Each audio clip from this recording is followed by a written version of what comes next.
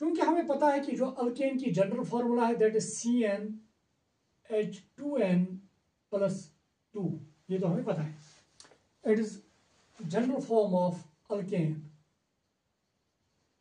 CnH2n+2। तो इसकी हम कंबशन दिखाते हैं। देखिए आप, जो मैंने आपको अभी कहा था कि जो भी कार्बन एक अल्केन में होता है ड्यूरिंग कंबशन रिएक्शन, वो पूरा कार्बन डाइऑक्साइड बनाता है।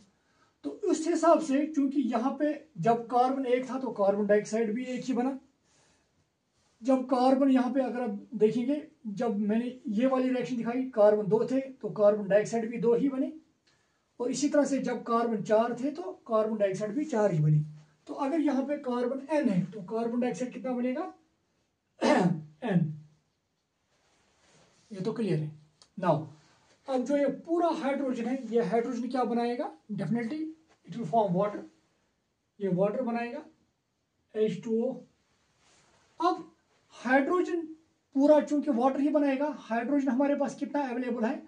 2n+2। हाइड्रोजन हमारे पास है 2n+2। यहां पे हम क्या लिखेंगे ताकि ये हाइड्रोजन पूरा आ जाए? 2n+2, definitely n+1। अब देखिए कैसे, क्योंकि 2 पहले से ही हाइड्रोजन के साथ है, क्योंकि इसने वाटर बनाया है तो वाटर में हाइड्रोजन के साथ पहले ही 2 है।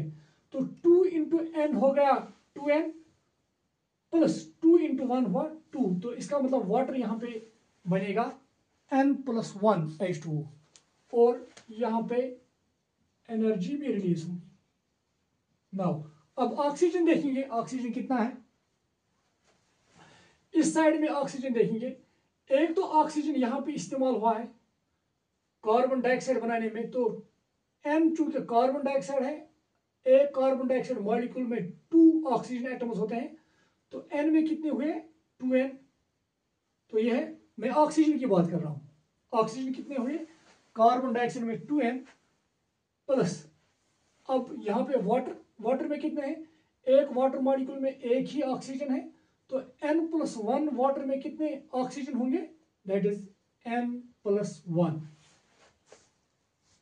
अब टोटल ऑक्सीजन कितना हुआ यहाँ पे? अगर आप देखेंगे oxygen atoms 2n+n, that means 3n+1।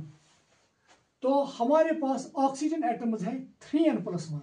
अब देखिए यहाँ पे, तो यहाँ पे हमें ऑक्सीजन कितना जरूरत है? 3n+1। तो यहाँ पे लिखेंगे 3n+1। और जब हमें 3n+1